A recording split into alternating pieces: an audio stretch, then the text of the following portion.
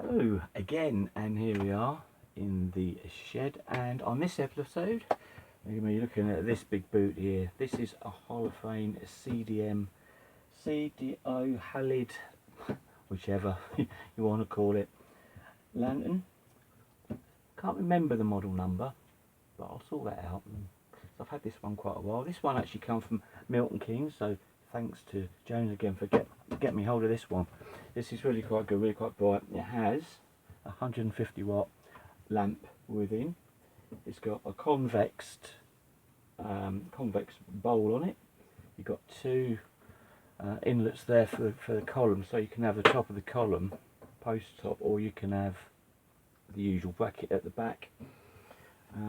What else about? Oh, we've got the adjuster there for the beam of the light, so you can have a wide beam or short beam. You can move the lamp up and down within it. So what we'll do is we'll have a look more inside this. I'll bring it up face down, and then we can lift the back and we'll have a quick look, and I'll see if I can move the camera into an appropriate place so you can see what's going on, which will probably get a bit shaky and wobbly, so that could make for a bit of comedy, couldn't it? So right, if you just turn it over like that, this is the back of it. This is heavy, by the way. They are a heavy lantern. We've got the mini cell there, of course, with tape on because I want it to work and not go off when I show it working in a bit. There we go. And we've got this big,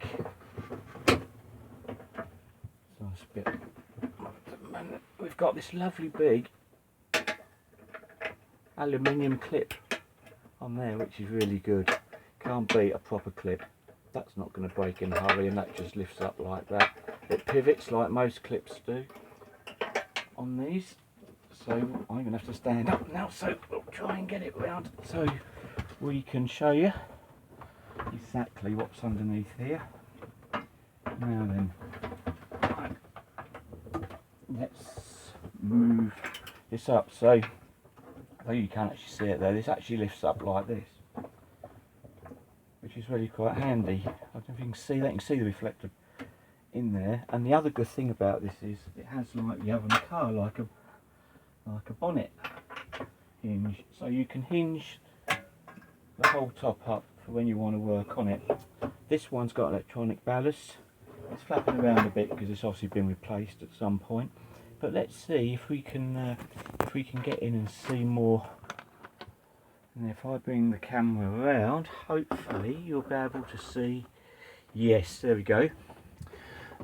This is, in actual fact, it is like being under a bonnet of a car, or a hood of a car.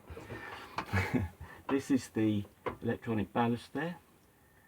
This is also compatible going with smart systems because we've got the like computer inlet there as well. This just sits like that on there. You've got no reason for any capacitors or igniters or anything like that. That little box there does the whole thing, and you can see it's been replaced by, it's got the program number on, so this was probably on a smart system. I'm not too sure about the history of this lantern, but it's got program 105.13 written on there. Again, you've got the inlets there for your cables coming in the back. You've got one there, and one in here as well. Now, if I take you around this side, we can see where all, hopefully, yeah, I'll just have to hold the camera like that. There we go. We can now see all the connectors. So it's similar, you know, every setup. This unclips from now, I imagine, although I haven't had it unclipped.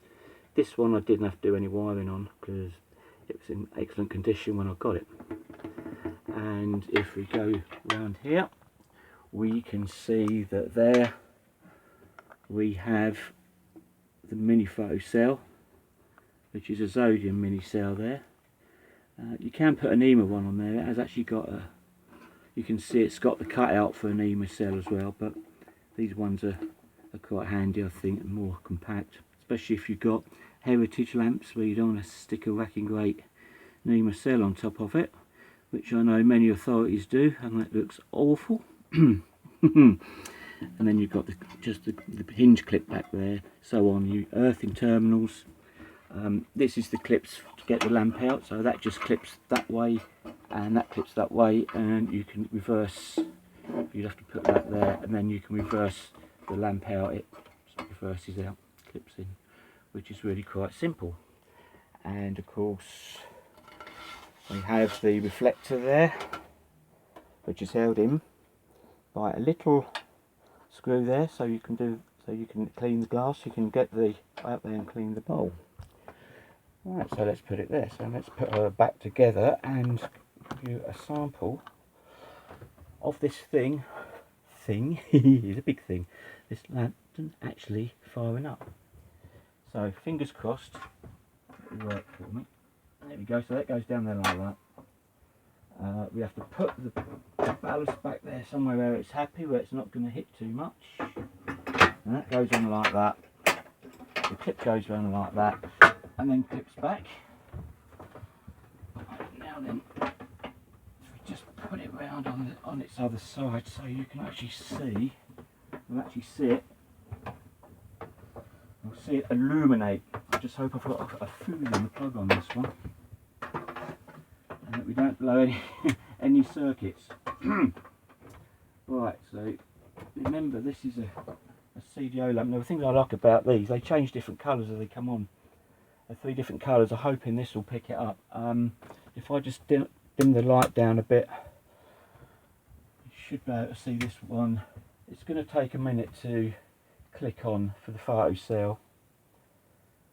This one always does for some reason. There we go, there. And we can see the arc there, a little arc inside the CDO lamp. So it's sort of a blue colour now, and as we wait it will go sort of a yellow. It was also green. It's a little bit, let's turn that other light off so we don't get any other. That's gone a white there, and then it should turn like a yellow. It's quite a stable lamp actually. Well, it will go a green.